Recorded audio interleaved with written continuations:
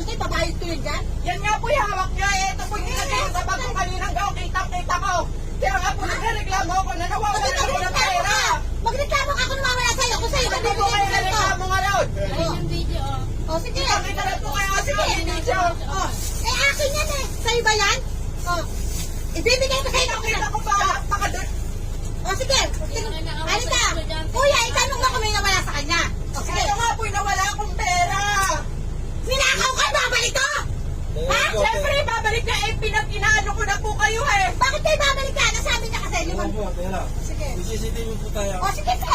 Ang sabi niya kasi sa akin, 500, eh, pantahit ko to sa'yo. Wala ako sinabi ni Mandaan. Sinabi ko nawawalan po ako ng pera. Kulang po to. O, sige. Kahit pilang Kung po nawawalan ka, po. baka bigyan pa kita. O.